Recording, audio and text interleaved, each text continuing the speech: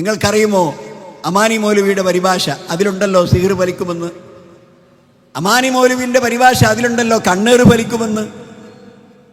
ഈ പരിഭാഷ പരിശോധിച്ച് അതിൽ കുറ്റമറ്റ നിലയ്ക്ക് എല്ലാ കാര്യങ്ങളും ശരിയാണ് എന്ന് വിശദീകരിച്ച് അതിനെ കൂടെ സഹായിച്ച ആളാണ് KP മുഹമ്മദ് മൗലവി. അപ്പം അദ്ദേഹം ആദർശ വ്യതിയാനം സംഭവിച്ച ശിർക്കിലേക്ക് പോയ ആളാണോ? KP മുഹമ്മദ് മൗലവി, ഞാൻ പറയുന്നു KP മുഹമ്മദ് മൗലവി, അദ്ദേഹമാണ് ആ പരിഭാഷ പരിശോധിച്ചത്. ഞാൻ അദ്ദേഹത്തിൻ്റെ കൂടെ ദീർഘകാലം അറബി കോളേജിൽ അധ്യാപകനായി വർക്ക് ചെയ്തതാണ്. എൻ്റെ പ്രിൻസിപ്പളായിരുന്നു KP മുഹമ്മദ് മൗലവി, സുല്ലം അറബി കോളേജിൽ. അന്ന് അവിടെ വരുമായിരുന്നു അമാനി മൗലവി. രണ്ടുപേരും ഒരു റൂമിലിരുന്ന് ആ പരിഭാഷ വായിക്കും, അതിൻ്റെ ആശയങ്ങൾ തിരുത്തും.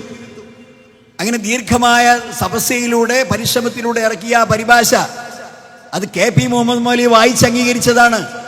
എടവണ്ണ അലമി മൗലവി സഹായിച്ചതാണ്. ഇങ്ങനെ പല പണ്ഡിതന്മാരും സഹായിച്ച് അമാനി മൗലവി ക്രോഡീകരിച്ച് പുറത്തിറക്കിയ പരിഭാഷയിൽ ഈ പറഞ്ഞ കാര്യങ്ങളൊക്കെ ഉണ്ട്. ഇപ്പം പറയുന്നു അതെല്ലാം വിദഅത്താണ്, അന്ധവിശ്വാസമാണ്, അനാചാരമാണ്, ശിർക്കാണ്. പറയാൻ പാടില്ല.